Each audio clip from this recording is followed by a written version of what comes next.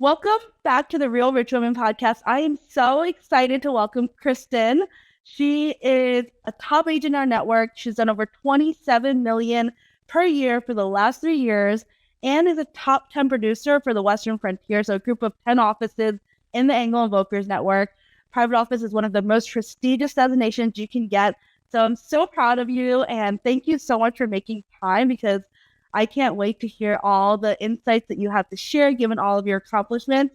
And I met Kristen actually through our friend Karen in Park City for a property tour. And she was just such, I don't know, such a breath of fresh air. Like, you were so sweet and kind and friendly and just warm. And that is one of my favorite things about you and about really the Engel Völkers network in general, how top agents like yourself are so humble and down to earth. And there's no arrogance, no pretentiousness. It's just real, authentic, and friendly. And I was like, I think that's a major key to success. And so I'd love to hear your origin story and also what you think are some of the keys to success and what got you where you are today. Well, so thank you for having me. It is your origin story. Yes, of course. Thank you. So I've had my license since 1998. So I was 10 then. However, I spent the first 2 decades of my career working in commercial real estate. So I came out of grad school. They do actually offer a master's and MBA in real estate. And I came out and did real estate for McDonald's for a few years. So I was 23 for corporate. They handed me a company car and the state of Rhode Island. And I learned a lot fast. From there, I moved on to doing commercial loans, working for mortgage bankers, developers, banks, etc. for years, but always held on to the residential real estate license. And when things started to go a little sideways with the economy, I picked a great time to jump into residential real estate, 2006. So started doing residential real estate in Connecticut in 2006 part-time. Because at the time, I was a single mom raising 2 kids and needed my health insurance, which we all know real estate agents do not automatically get. So spent the first 10 years of my residential career doing it part-time while holding a full-time job. Wow, that's amazing. I was I never know how single moms do it. That's another level of work ethic, I feel and tenacity. Because it's just that's on top of it. It's 2 full-time jobs, basically. Yep, exactly. And you still thrive despite all that. You managed to thrive in this industry, right? So that's amazing. And I love to start in the commercial side, because I'm in the commercial side. I love that.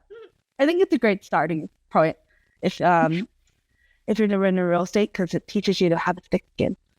I also think it's a little bit more structured than if you just start in residential real estate, and it gives you a lot of grounding and tools that you can translate over into the residential world. Oh, for sure. Yeah, I've brought a lot of the systems and processes I use in commercial to our team on residential. And I'm just why don't they do this in residential? And they're I don't know. And I was oh, well, let's do it then. We'll be the first. It's okay. Yeah. So throughout your real estate career, super successful. What is the most you've ever made in a year, GCI wise? Because I know that agents always want to know that number, right? We struggle, we hustle, we grind, and we're what is it all for? What can we do? We do. So in 2022, I broke the $500,000 mark, and that's been the high point. And I didn't do that with 20 deals. I did it with 50 deals. So I have always a lot of hustle and a lot of transactions. That is a lot. That's a lot of freaking hustle. And most people, I don't think, realize that, right? They think they're going to go in and get these $5 or $10 million deals out of nowhere. And I'm not that easy. No. Not that easy. Exactly. Okay. And what was the most expensive property you sold? I know you're in a few pretty prestigious markets. So maybe if you could talk a little bit more about both that, what markets do you serve, and where was the most expensive property you ever sold? And how did you get that buyer listing? So I currently serve Northwest Montana, so Flathead County, by gorgeous Glacier National Park and Whitefish Mountain Resort and Whitefish Lake. And more recently, I was licensed in Nevada as well. So getting my business up and running in Reno. So the most expensive house I've sold to date has been $3,650,000, and that actually just closed in November. Whitefish has a handful of neighborhoods with very high-end properties and a lot of agents going after that business. So it's not as easy to do that $5 million plus business as some people might think. But this buyer was actually my boss on the East Coast from 2011 to I consulted for them through 2020. And his second home... 9 years. Yeah. So his second home was in Bend, Oregon, and they kind of felt like Bend had blown up a little bit too much for them. So we spent 3 years trying to find them their Bend, Oregon house in Whitefish, Montana. And when this one came on the market, I said, this is the one. And we actually did it sight unseen, FaceTime showing, something we all got really good at during COVID. So we did a FaceTime showing and got him under contract, and he's finally can call Whitefish his second home now. I love that story because I think it's a major lesson that newer agents need to learn, which is that I always say it takes 10 years to become an overnight success. Like it took you 9 years to cultivate and nurture that relationship, not with the intention of doing business, but just that friendship and relationship. And then another 3 years of perseverance to actually get to close. And I think a lot of agents I hear, they're like, I've been working with this buyer 3 months. I've been working with this buyer 6 months. Oh my God, they need to make a decision soon or I'm going to stop working with them. And I'm like, I give them this look of like, It is not exactly a race. It is a game of consistency and staying in touch. I was telling my real estate coach the other day, oh my gosh, this person registered on my website. I signed them up for automatic updates, and now they're coming into town and looking at $2 million houses. How lucky am I? And she said, that's not luck. Those are your systems working for you. And she was absolutely right. It is. I always say there's no such thing as luck. You create your luck. Exactly. So it's like you create the luck. Yeah. So it's just like the situations you put yourself in, the action you take, the mindset shift, and the way you are. That's a little bit down the woo-woo rabbit hole, but I don't know if you've heard about it or read about it or studied it. It's called, because people call it woo-woo, but honestly, like if you actually study it, it's quantum physics. And there's actually vibrational frequencies about the way you are as a human being. Interesting. I don't know if you know this. Have you heard about that? No. There's like a whole scale that essentially it's down the line. But it's science. It's not like woo-woo. It sounds woo-woo. But you can research this stuff. It's quantum physics. Like basically humans vibrate at certain frequencies. And so we're kind of like these little antennas that emit waves. It's kind of like radio waves. You can't see it, but it exists. And so when you vibrate from a place of love, joy, authenticity, it's high vibrations and you tend to attract good things into your life. Whereas if you operate from a place of like guilt or like negativity or anger, it's very low vibration and you tend to attract more of that into your life. So the whole saying of your vibe attracts your tribe comes from that. I love that whole quote. Chart. Yeah, there's a whole chart on it. Gary Brecka has a great talk about this. So if you like look up Gary Brecka and like the authenticity frequency or something, you can find his YouTube or his TikTok on it, and he goes more into like the science behind it. It's really cool. I'm not like the science geek. Yeah, I don't know how to explain it in the scientific terms because that's not my forte. But I'm like the high level, like this is what it is, and I've seen that firsthand. Like when I started just embracing extreme authenticity, like everything just flowed. It was like the craziest like stuff where I'm like, did that just happen? Like, so it's really cool. Yeah. Okay. Anyway, back to the question. So in your opinion, what are some reasons that agents fail in this industry since you've been around a while, just like I have? Expectations. I think too many people come into it and think it's going to be full-time money for part-time hours. And that's just not how it works. One of the things I do, and I think, again, it comes from having been in the corporate world for so long, is this is a full-time job. You wake up, you get dressed, you look at your list for the day, you go to the office, you work full-time. And even if you think you're not putting something under contract that day or listing something that day, you always have something you can be doing that will help you down the road. And I just think so many agents got into this, especially recently, thinking that this was easy money. And it's not rocket science. Like there's nothing super difficult about it, but it is hard work and requires consistency and effort and showing up. I agree. I think everyone thinks like realtors, real estate professionals, real estate advisors, as we call them in EV network, right? They think that it's such an easy job or that people make too much money, but they don't realize all that goes on behind the scenes. It's kind of like that iceberg image. Like, here's what's above the waterline and here's all that's below it. And it's far greater and it's far more extensive. And I agree with you wholeheartedly. Yeah. I mean, you're not just paying me to put that sign out front. You're paying me for the 20 years I've spent in the business and all of the knowledge that I've gained that's going to help you get to the finish line successfully. Or even like you're paying me for my network and my connections and my resources. Like, we're working, I told you, we're working on this like massive listing, over 20 million.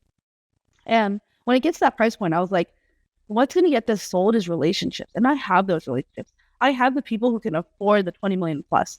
It's not going to be like some rando. It's going to be people within my network, like a friend of a friend or something, like 2 degrees of separation.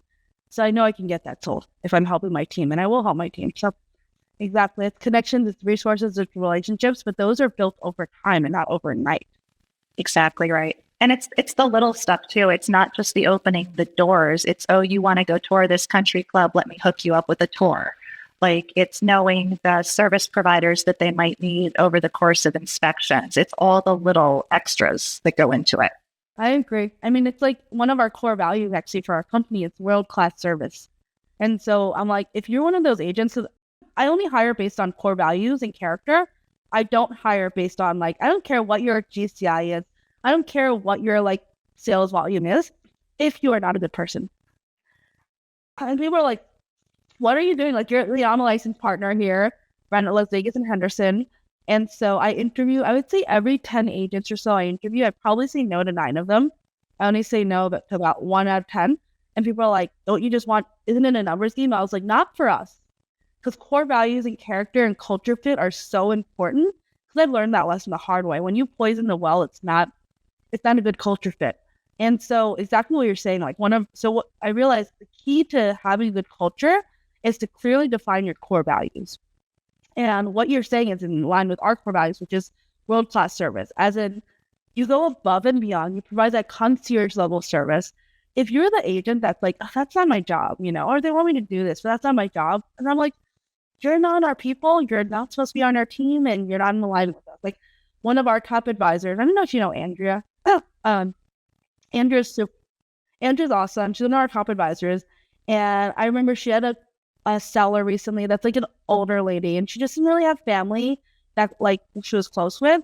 And so she needed help moving. Andrea was there packing boxes with her and moving boxes to the truck with her. For I think it was 2 or 3 days. That's the kind of world-class service that I'm like, oh my God, that is why you are one of the top agents on our team, because you actually care. It's not her job to be packing and moving boxes, but it's she wanted to help her client because it's an elderly lady. Oh, but it's so sweet. It is and that's why you are successful. Yeah. So on the flip side, I want to ask, why do you think you personally thrive in the industry with such a high failure rate? So it's interesting because I was out to dinner with a client the other day, and we'll get to this later, but there's this book I'm reading, and it really wants you to focus on your unique value proposition. And I'm like, I just don't understand. I'm a real estate advisor. You're a real estate advisor. What is so unique about me? And she just looked at me and she said, well, I'm going to tell you. I said, okay. She said, you communicate. You listen, people feel heard, and you keep in touch and establish and maintain relationships, and people feel like they're part of your family. And I said, well, doesn't every agent do that? And she, no, they don't. So I think for me, it's really been all about relationships. I I treat people the way I would want to be treated. I take care of them the way I would want to be taken care of. And again, going back to being in the corporate world for so long, like number one for me is communication. So even if I don't have anything to tell you or an update, I'm going to be communicating with you that I don't have that update so that you don't think I've just disappeared on you. No, I'm the same way. And I literally just had this conversation with my team yesterday. I was like, look, even if it's like, because on the commercial real estate side, I'm sure you know a little bit about it since you started in this, it's very different than residential. And so like our data is like the Wild West. There's no MLS still, even in this day and age. And so what we do have is something called CoStar. And I would say you're lucky if it's 60-70% accurate, which means you have to qualify everything you find. So if I run a search, it's not like MLS where I'm like, oh, 3 bedrooms, 2 baths, whatever it is, right? It's like, okay, I'm looking for a retail space between 3,000 and 5,000 square feet for a restaurant, right? I will just search 3,000, 5,000 square feet. It'll have 0 notes on the current condition. It won't have a floor plan. It won't have a kind of mix, right? And so we have to like qualify and be like, hey, is this still available? What was the previous use? Do you have a pizza store already? Or do you have a Chinese restaurant already? Because that's what we have as a tenant, right? And things like that. And sometimes these agents take like 3 to 5 business days to respond to us. And so like our clients are like, you know, can you get me that information? And like, I was like, and so sometimes my team will be like, well, we don't have the information. I was like, but just tell them, just be like, hey, I just want to let you know, I reached out to the agent. I'm waiting to hear back. I followed up every single day. They just have not responded. I've called, emailed, and texted them, and they still haven't responded to me. And I was like, and I've gone as far as to show up at someone's office because I was like, yeah, I've been trying to reach this person, and they haven't answered my calls or texts or emails. I just want to make sure they're okay, you know. And if not, maybe, you know, I was like, I've done that. I'm like so next level. I was just like, this agent won't answer me. Like, I'm just going to show up at their office. So my affiliates know this about me. My lenders and my title companies, they know my number one pet peeve is communication. And I had a difficult transaction last summer where I actually went into the lobby of the bank and looked for the loan officer who wasn't returning my phone calls and emails. And my client's only regret was that he wasn't there to watch that. I love it. We're one and the same. I was like, I've done it. I am no shame. I'm like, why are you not answering me? And I was like, I'll just show up at your office. You did answer me because I was like, I was at their office. There's nothing we could do. And it's just old school, right? Some people are afraid. It's like, I realize a lot of the newer agents nowadays, like, you know, I know we both started many years ago, right? I've been in this industry like 20 years. But I feel like a lot of the newer agents, they won't even call. They'll just like text and they'll be like, my client didn't answer me, or this agent didn't answer me. I was like, did you call them? No, I texted them and emailed them like 5 times. And I was like, have you picked up the phone and called them? And they're like, I'm like, what do you mean? Like, just pick up the phone, right? So sometimes it's like that simple. Like, okay, if they don't answer your emails, if they don't answer your texts, then call them. If they don't answer your phone call, then you go and find them in person. Find them. Yep. And so it's like that going above and beyond. Yeah. Not just doing the bare minimum, not just being like, oh, I emailed and texted and they didn't answer. No, just call. Just go in person. Same goes with, I think, client follow-up, where a lot of, they're like, oh, this client ghosted me. I was like, the client didn't ghost you. Like, you don't want to assume that the client ghosted you. Like, I was like, there's sometimes where I'm so busy, like, I didn't mean to not respond to a text message or an email. I just haven't seen it, or I forgot about it. I read it and I meant to respond. But if someone calls me and I'm like, oh my God, I'm so sorry. Thank you for calling me and reminding me because I meant to respond to you. And so people actually appreciate that you took that extra step. Or that you even noticed that they had disappeared. Yeah, exactly. So that's why, like, I agree with you wholeheartedly on the communication aspect of like, just communicate, over communicate if you have to, but do it in a kind way, right? Just like, I want to check in on you, make sure you're okay. You know what? And some of that communication can be automated. We have this amazing CRM, thank you, Lofty, where my home anniversaries go out automatically. My key dates on a contract, I put it into an email and then into a calendar that reminds my clients of when those dates are coming up. Monthly newsletters. mass emails. Like you don't have to be on the phone or individually typing out emails all day. You can automate some of the communication in a very personal way. Yeah. And that communication is so important to success. And I think people underestimate that. So, for instance, I did an interview with Marianne, who's one of the advisors on our team. She actually just recently joined us. But she did 46 transactions last year in like one of the slowest markets, when most people are like, I can't even do like 5 transactions, right? And the reason she was able to do 46 transactions last year, she said, is because she would make 10 calls per day to her clients in sphere of influence every single day, like 5 days a week, like a job. So Monday through Friday, she'd make 10 calls and actually hop on the phone with someone that's a past client or someone in her sphere. And I was like, it's so smart. It's so simple. It's just about consistency. And most agents last year were like, oh, the market sucks. The market's slow, blah, blah, blah, right? Instead of being like what she did, she's like, I'm going to take action. I'm going to take initiative. And she did 46 transactions because of it, despite the slow market. It's all about that. Communication and consistency and showing up.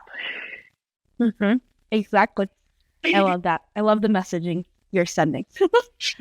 So how did you get your first clients as a brand new agent? So when we moved to Montana in 2016, which is when I started doing this full time, we built our house. So we were dealing with a local builder, and this local builder knew all the real estate agents in town. Like, it wasn't like I was the first real estate agent they had met, but they really liked how I dealt with them. And again, my communication, my responsiveness, just how prepared I was.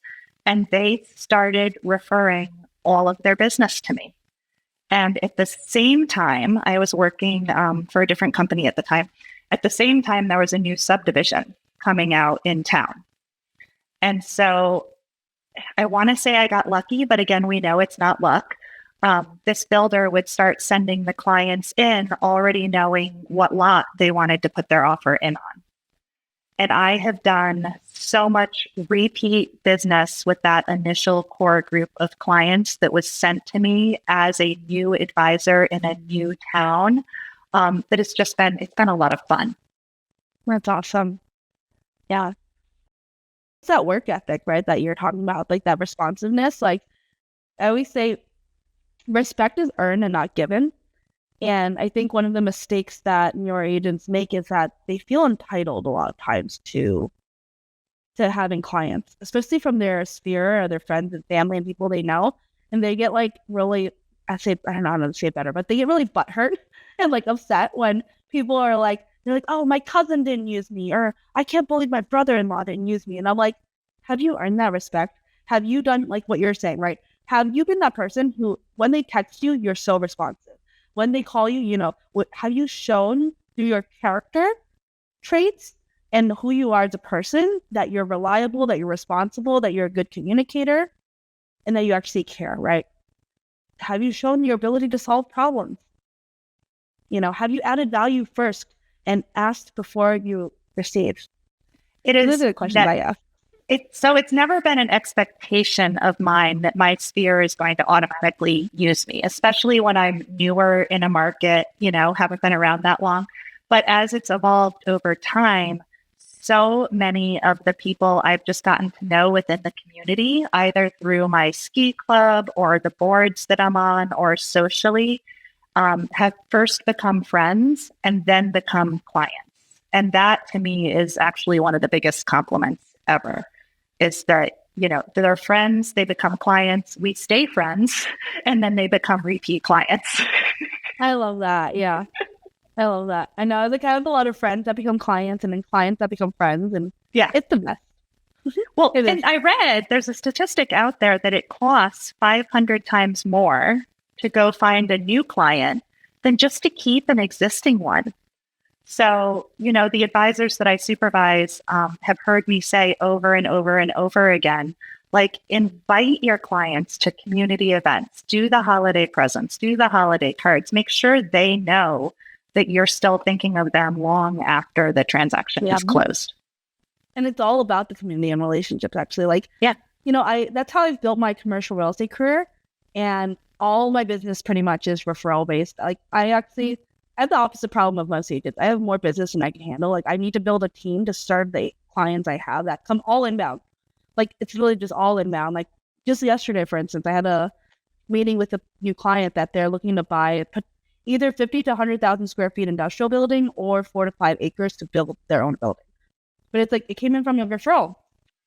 And I totally commend you for knowing that it's time to build that team too, because there's so many advisors that would think I can do this all myself. And what ends up happening is, no, you can't. And then you're not providing the level of service that you should be to everyone. So in Montana, I'm very lucky to have a lot of my business be repeat, referral, sphere, so that when a cold lead comes in or somebody calls me that I don't already have a pre-established relationship with, I am very quick to bring another advisor in on that with me.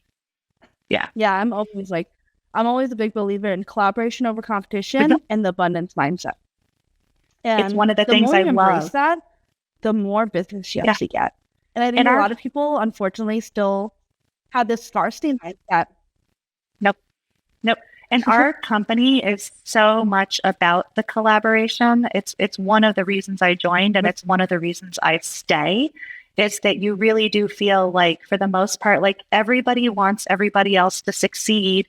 And it doesn't matter if it's in my market, not in my market, globally. Like everyone is so willing to share their best practices and help each other. That's so true. I agree wholeheartedly. Like I was just talking to someone, because I don't know if you know, I used to own the office of another international luxury brand that shall not be named. But I was like, I don't want to drop the name.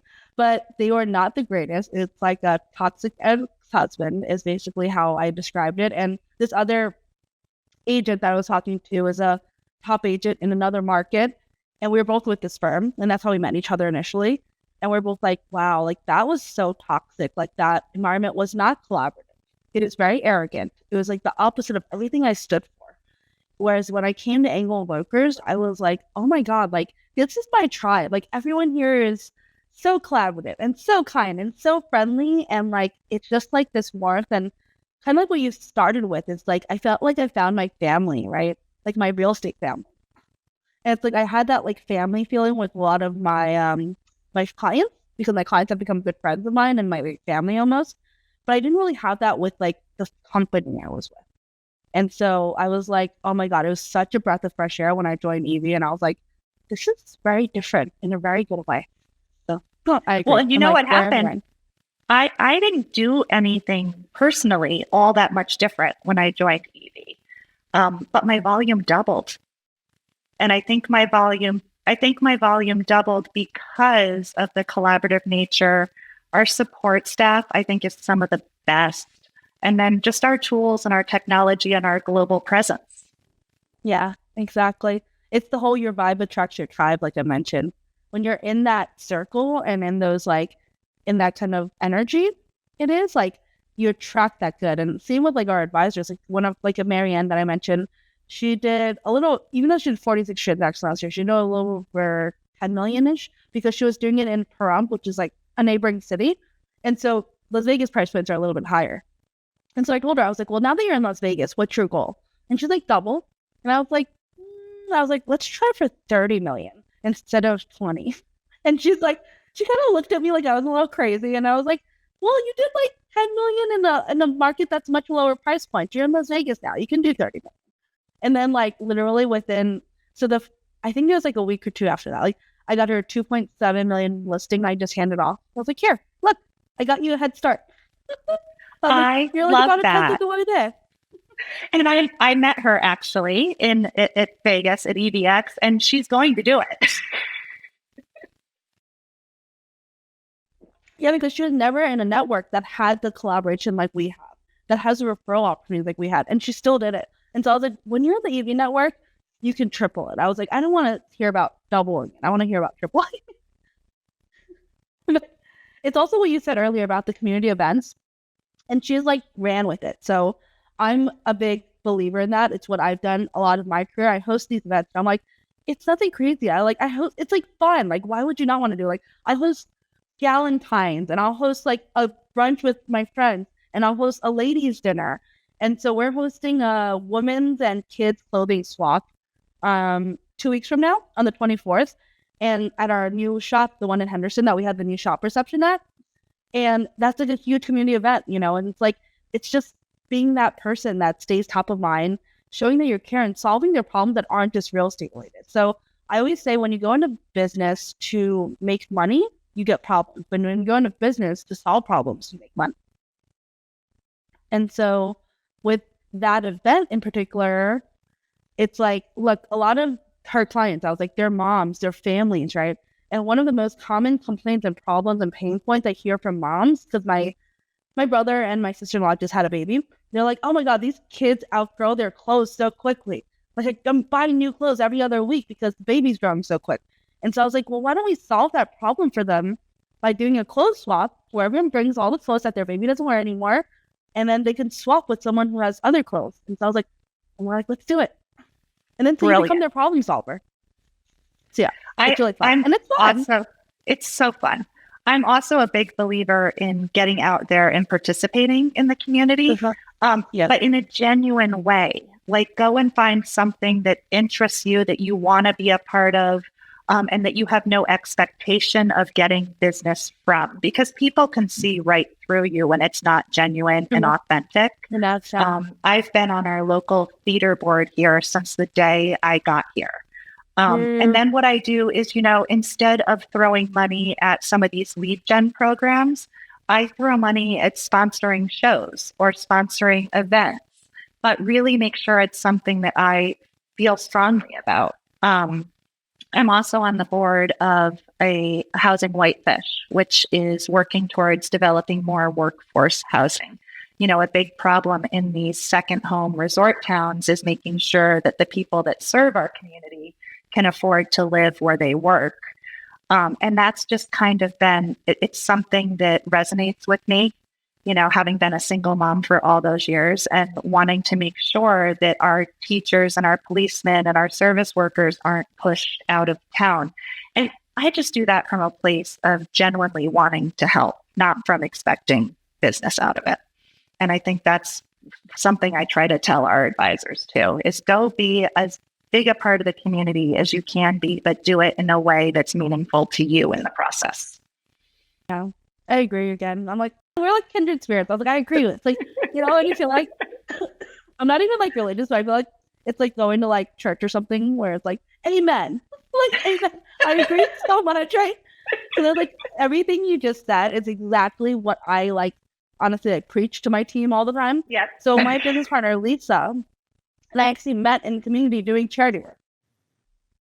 And so we met at a charity event, and I'm so big on that. And I always say, the work that you do for free, the volunteer opportunities that you take, it's going to generate the best ROI. You go into it not because you're expecting clients or you're expecting anything. You go into it because it's a cause you genuinely care about, and people will feel and sense that.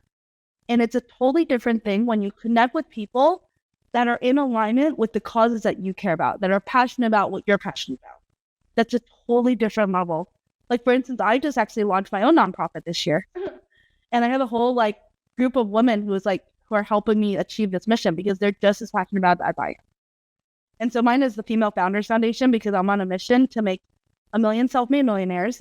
And my vision is to help women achieve financial freedom so that they can live life by design. Because I'm like, too many women stay in unhappy, unhealthy relationships, jobs, situations because of money, because of financial freedom, financial security, whatever it is, right? And I was like, that's not okay to stay in somewhere that's unhappy, unhealthy, or even worse, unsafe.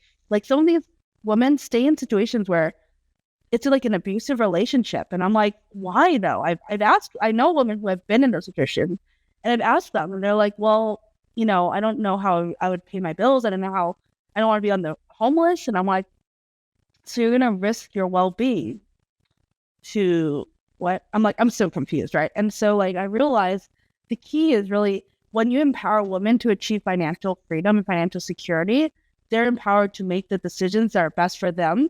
And honestly, sometimes best for their kids. Like as a single mom, I'm sure you know that very well. And for me, it was like what inspired my mission. It comes from a deeper like place, which is like, my dad cheated on my mom when I was 15. I found out. And they stayed together because my mom wanted us to have the financial security, of a two-parent household. She was unhappy. They lived in separate rooms. I found her sleeping on the closet floor one day because she didn't want to sleep in the same bed as my dad. I found her sleeping on the couch some days. She'd sleep in her office some days. And it's like, I don't want her to be in that situation. And I never want myself to ever be in that situation. And so I just hustled, and it became this fire of it's not a matter of if I can succeed. It's a matter of how. So when you're fueled by something greater than yourself and you're that purpose driven, you will succeed no matter what. And so that's what people are like, how did you do this at your age? And I was like, because I had a purpose greater than myself. So I'm very grateful in hindsight. I hated my dad for many years, but we're cool now. But yeah, it's that passion. So I agree. I'm you got to pursue your passions, and people can sense when you're authentic, right? People know, they're like, wow, your story is legit. They know that I mean what I say and I say what I mean. They can also tell pretty quick when you're not authentic. And that's something that I try to make sure all of my advisors know. So the next question is, where did you get your last 5 clients, your most recent 5 clients from? So it differs by market. First 5. It totally differs by market. So again, in Whitefish, that's all coming from repeat business, referrals, and my sphere right now. Now, Reno is a totally different story. I'm brand new. I didn't know anyone. And I'm starting all over. How scary is that after kind of being at the top of my game for a few years? So I haven't completed any transactions in Reno yet. That will happen this year. But my client base is coming from a variety of places. I've been fortunate enough to have a marketing budget. So I'm farming a couple neighborhoods and have picked up some potential clients from that. We bought in a gated community with a highly, highly active social club. And on top of just having made so many friends, I picked up at least 2 potential clients from that. And then I interviewed with one of the local hospitals that's hiring a lot of doctors, and I'm on their list. And what they have is they have a list of realtors that they reach out to for community tours. So it's not a promise of business. It's we have someone coming in, we're interviewing them. Would you take them out and tour the community with them? And I picked up 3 or 4 from there. So it's just putting yourself out there. And it's been, I really, really enjoy the community tours because I feel like relocation, having come from Connecticut to Montana and now to Reno, relocation is kind of my niche because I can relate, right? Yeah. And the relocation part to Reno has been such a pleasant surprise to me. I love that town. I think it's one of the biggest sleeper outdoor towns out there right now that people show up and have zero expectations. And by the end of my community tour, they're excited about all that Reno has to offer. So that's been a lot of fun. Yeah, that's awesome. And that's, I think, another important lesson, that relatability. That you tend to connect with people and build rapport when you can relate, when you've been in their shoes, when you can empathize with them genuinely. And so a lot of times, the riches are in the niches saying, find the niche that you can resonate with, that you can build rapport with. For you, maybe it's relocation, people, because you've done it so much yourself. For me, a lot of times it's entrepreneurs are my thing because I've been an entrepreneur all my life. And so I'm I can relate to your ADD. I can relate to you, we don't have a W-2 income. So how do we get a loan without W-2? Well, there's a lot of creative financing options for entrepreneurs specifically, right? And things like that are we're starting 5 different businesses and we don't have the time. So exactly finding your niche that you can really resonate and relate with, and that builds rapport and trust because people, again, know that you're genuine. Here's a surprise niche for you, because as a top producer, you might not expect to hear this, but I do really well with first-time home buyers. I think part of that comes from, so not single mom anymore, have been remarried for 10 years, and we have 6 children between us. And I think it's the mom in me It's the mom in me that relates to these first-time home buyers, and I want to make sure that they are taken care of the way I would want one of my kids taken care of. So it's, it's not always that higher price point, but it's another group of individuals that I can really resonate and relate to. Yeah, no, I agree. Like, same with me, where I've been in commercial real estate as a broker about 13 years, but one of my niches is actually still new business owners. And a lot of people, like a lot of commercial brokers, will like poo-poo at new business owners, and they're like, "Oh, it's too much work." I have to tell them about the whole process. Like, they've never leased a space, they've never bought a building. Like, that's like an extra hour or two of work to like explain the whole process to them. And I'm like, okay, like it's not that big of a deal. And you're helping someone bring their dreams to fruition for the first time. That's freaking amazing. Like, someone who's like there are some clients I've had who, let's say they're in there's like one recently, actually, I'll say, they're in this like second phase of their life. Their kids are like graduating, they're like empty nesters.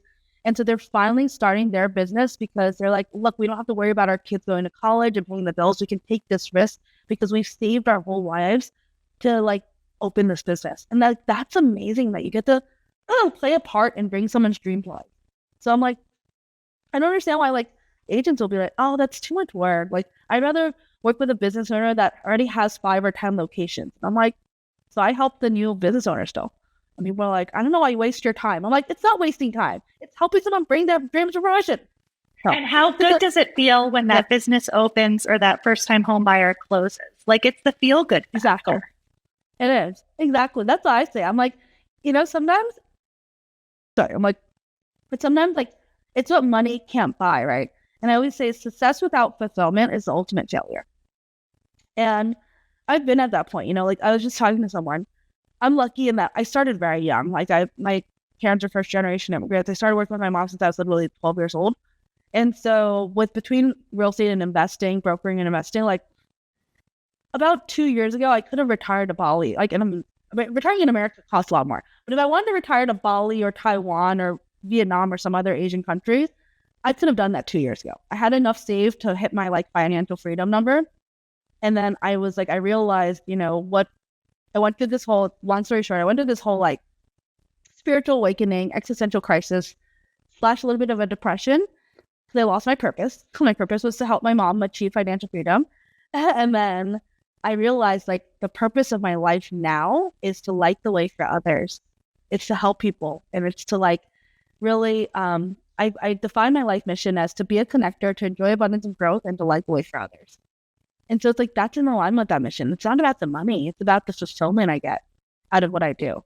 It's about the fulfillment I get out of helping a new advisor build their business, of helping like someone who comes to me, making 15, 20 bucks an hour. And then I help them make their first 100,000 a year. And I help, or someone coming to me, as an agent making 10 million or doing 10 million sales volume a year, making, a few $100,000, still it's good money, but helping them double and then triple that, helping them buy their first investment property and telling them like, hey, it's great that you're doing great as an agent, but let's teach you how to invest so that you're not doing this forever, right? Or let's teach you how to build a team so that you can empower the next generation and also free up some time for yourself so that you have you have financial freedom, which is great.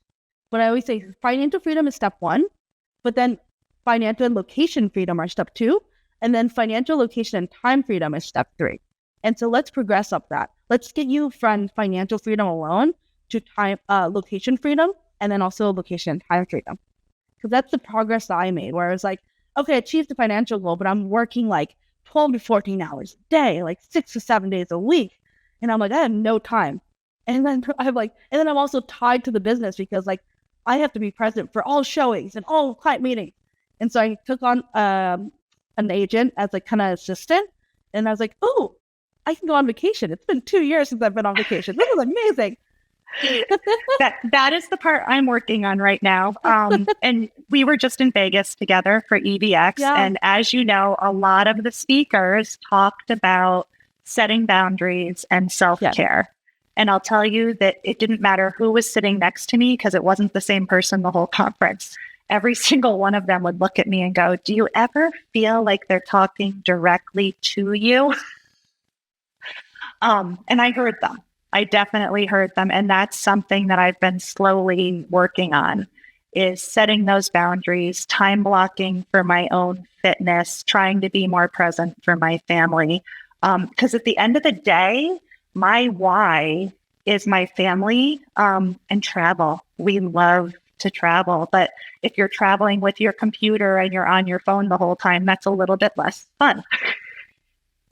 I agree. And I'd been that person. Most of my life, I was like, I love travel, but I would bring my computer and I'd work and I'd do this and I was not present. And then I learned, oh, okay, I can have a team. I could trust people. I could like, I call it, so a friend slash mentor of mine that I met through an organization I'm part of called Entrepreneurs Organization, which is, it's global mastermind of 7-figure plus founders. So you have to do $1 million plus revenue to join. You income qualify. But she taught me a really important, like, I guess, theory or concept where she says, don't delegate, offboard yourself. And I was like, what do you mean? And she's like, well, when you delegate, you still have to keep the mental space of like, you're the taskmaster. And she's like, offboard yourself, empower your team to take ownership and responsibility of something. And I was like, and she's like, not only does it benefit you, it benefits them because they know that you trust them. It gives them room to grow and they feel empowered to make decisions. And I was like, I like that. I really like that. So that's a important lesson to learn. Still very much a work in progress for me, but we're working on it this year. I'm still a work in progress too. I know these concepts. I know what to implement. I need to actually implement them. So it's like, it's still, we're always a work in progress. And I think it's being authentic and genuine about that. Like, I'm very transparent. Like I told you, before we officially recorded, when people ask me like, how do you do all that you do? You run these offices, you have your clients, you run a portfolio. And I was like, because I'm a child at home, like my husband like takes care of everything. And I was like, yeah, I'm a child at home. I'm like, thank goodness I have a really good partner and I'm really fortunate and grateful for that. But like, I'm transparent about it. I don't try to make like, cause I think there's this like social media highlight reel where people think like, oh my God, you have this perfect life. Oh my God, you have it all together. Oh my God, like it's like, I don't understand. Like, I'm like, I'm not just perfect. No one's perfect. Like, I'm domestically challenged is what I say. I'm like a savant. Like, I'm really good at business and real estate. But you ask me to do like the dishes and I'll be like, I don't know. How do you load the dishwasher? So my husband affectionately refers to me as a highly average housewife.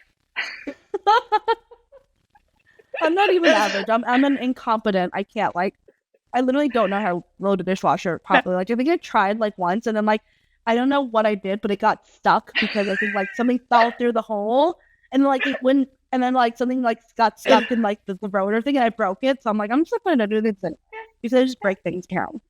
Well, the other thing I tell my agents too is, you look at my personal Instagram and you might think I never work. And you look at my work Instagram and you might think I never take time off. And the truth is somewhere in the middle. And it is exhausting. Like, it's exhausting to try to achieve that balance and to always be out doing in some way, shape, or form. Yeah. But I think the beauty of our business is that so I say there is no work-life balance in our business. There's something called work-life integration. And so you integrate the parts of like that are fun, right? So for me, for instance, like I love food. And so like I'll plan events around restaurants I want to try. And like I'll do a whole big family style meal. But guess what? Literally the last one I did of these, I have a group called Female Founders, which it was a social group. Now it's spun into my nonprofit. But the last one is where this lead of this over $20 million listing came from. And it's like a friend of mine. I was like, hey, like she's a banker. She's a commercial banker. So she deals with ultra high net worth individuals. She's like, hey, like I actually have a client that I think you should meet. And I was like, sure, I'm happy to chat with anyone and serve as a resource. And then I didn't find out till after the fact. She's like, yeah, he has this house that he wants to sell for over 20 million. I was like, oh, that's freaking awesome. Like, but it was like from planning a dinner at a restaurant I wanted to go to anyway. So that's the beauty of it. I will look around, a dinner table when we're out for social dinner, or be sitting on a chairlift, or out playing golf, or really anywhere, and even on vacation. I've been on vacation in Europe before and looked around the room and gone, these are all clients. So the upside of that is that a lot of my social life and my work life has integrated, so it can be a lot of fun. The downside to that maybe is that I never go to a dinner party without looking at the market statistics before I head out the door. That's so smart. Because I always get asked that. They're like, oh, what's the average price point? Or what's the median home price? Or something like that. Like, or what's the price per square foot now? And I'm like, let me phone an agent and an advisor.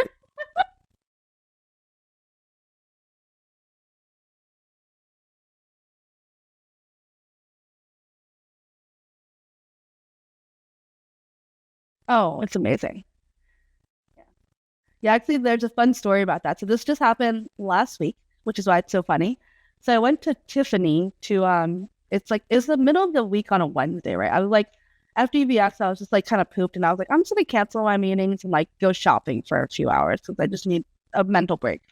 And it was like middle of the week on a Wednesday, and so I went to Fashion Show Mall in Las Vegas Strip, went to Tiffany's there, and I was just browsing around, and then the sales associate that was helping me was like, "Where are you from?" And I was like, Las Vegas," and she's like, "What do you do for a living? It's like the middle of the day in the middle of the week. Like, why are you just shopping?" And I was like, "Oh, I own real estate brokerage firms and I'm a real estate investor." And she's like, "Oh, wow, she's like, I picked up this property a long time ago. Like, I want to get more into real estate investing. I want to amp up my portfolio, like all this stuff." And then she started asking me questions. She's like, "Well, I've heard that you can sell a property and you could not pay the taxes." And I was like, "Yeah, if you do it 1031, you can defer the taxes." And I was like, I wrote for Forbes for a number of years. So I was like, actually, I wrote an article about 1031 exchange for Forbes. I can share it with you. And so she's like, "We wrote for Forbes. It's awesome." And so she's like, "Let me text you from my personal cell phone number instead of her work phone." And she's like, "Can you text me the article?" And I was like, "Sure, no problem." So I pulled up on my phone short, but she's like, "Text me the article." So I text her. And so she's the one who goes like, "Can you help me sell my property? Because I bought one in 2008 and I think it has a lot of equity now. And I want to buy another one and do a 1031. So it's a listing and a buyer from going to Tiffany's." That's awesome. I told my husband, I was like, "This is the best ROI. I should just go shopping every day." Like, I bought a $400 pair of sunglasses, and we're gonna get a listing and a buyer out of it. But also, it's a little bit about, you always have to be a little bit on, right? Like, you always have to be a little bit prepared to have that conversation.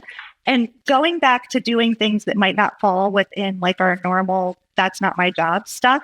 An advisor that I work with in Reno, we don't really do rentals in Reno. Those are up to the property managers, but quite a few people are moving and want to rent first. And so you do the right thing. You set it up, you go walk through it for them. You maybe do the FaceTime video if they can't be there, with absolutely zero expectation of compensation, because this is a long-term play. You know that eventually they'll buy. Well, he went and knocked on this door to look at this rental. And when the owner found out that he was doing this just as part of his service, not with any expectation of compensation, she said, "Well, do you want to sell my property like in Carson City?" Like, he got a listing out of it. Oh, it's so awesome. Yeah. And that is exactly what I say. The best ROI that you'll ever get is often from the things that you do for free. Yep. And people don't understand that when they're new in business, and they like do this whole tit for tat thing, and it's like, that's not my job. I'm not getting paid for this. Or if it boils down to an hourly, I'm only getting paid like, I don't know, whatever it is per hour, right? And I'm like, that's not the mindset that you can have if you want to succeed. Like, you need to shift your mindset. And I always say the foundation to success is shifting your mindset first. Mm-hmm. And that's a big part of it. Like, to embrace, like, I'm here to serve. Serve, don't sell. I'm here to help, And so that's exactly, I agree with you wholeheartedly. Okay. Get the experience for sure. I was like, I feel like we're going to run out of time and we're going to have to do part 2, but it's fine. There's like, which one should I skip to? Let's see, creative marketing ideas that have worked well and yielded good results for you.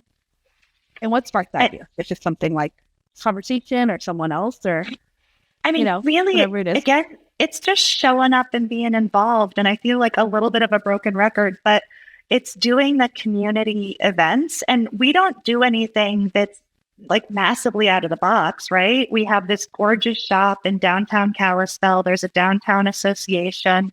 They actually put on the events. We just open up for them and invite our clients. And, the chocolate affair, all of us kicked in and baked something, right? Whether it was fudge or chocolate covered pretzels. I think we went through 23 bottles of wine that night. Hundreds of people came through the shop. I made sure that we were advertising it on social media, that all my clients were personally invited, and we won. So we got additional social media exposure because we had the best chocolate. And we teamed up with a title company and did that. In Reno, my interior decorator just opened their shop is brand new, and I'm brand new. So being both brand new, we threw a party and I hosted it, and we had a photographer there offering headshots. And because I know no one, right? Like, who am I going to invite? So I invited my small pocket of people, and they invited their pocket of people, and we invited all of the realtors doing business in town, because it wasn't about competition. It was about networking. And so I got to know a lot more of the advisors that I'll be working with going forward. And it was a really just fun, good party that gave us all additional exposure. I love that. And I, again, agree with everything you're saying, because it's a lot of stuff I've implemented and done and I've seen success with too. Like, collaborating with other business owners is such a huge blessing and advantage, because then you get to cross refer business, right? Yeah. That is huge. And doing events like that, just having fun. Like, I've learned things so with my own commercial real estate business, I've always done things that way. Community, building relationships, doing it that way. On the Engel Völkers side, when we first opened the firm, we tried to buy the leads. We tried it because everyone was saying, oh, in residential, you have to buy leads. We wasted over $12,000. How much more fun is it to throw a party than buy leads? Yeah. I mean, exactly. And it's so much more effective. It's so much more effective. It's so much more efficient. It's so much more fun. And then those $12,000 literally went down the drain. They were all duds. Zero. Nothing. We're still trying to get our money back because they promised us there would be qualified leads. None of them are qualified. None of them are qualified. And so we wasted, our team wasted so much time trying to follow up with leads, trying to talk to them. And some of these leads were people were like, we've been in escrow for 2 weeks. Why are you calling me? Right. Or we've been listed, or we were and it's these are awful. So don't buy leads is one of my things. Don't buy leads. Cultivate relationships. Do community events. Do it the old school way. Build those relationships and stop being transactional. Focus on how you can serve and not sell. And I'm not a fan. I'm not a fan of all that stuff. So I will say I've played around with buying leads. I do not spend thousands of dollars a month. And at the end of the day, if I don't get one sale out of it, it's getting dropped at the end of the year. Yeah. And some are better than others, and it's all in the follow-up. But I would much rather spend my money hosting events, sponsoring events, and doing good within the community than I would at just making some other company a lot of money. I agree. And the events are the best. I've had amazing ROI. One of my, I was in the small, and sometimes it's not about the number of people too. That's where I think a lot of people are well, what if no one shows up? Or what if only 5 people show up? Or what if only 10 people show up, right? And it's okay. Sometimes those more intimate events are actually the most fruitful and the best, because it's people can really connect.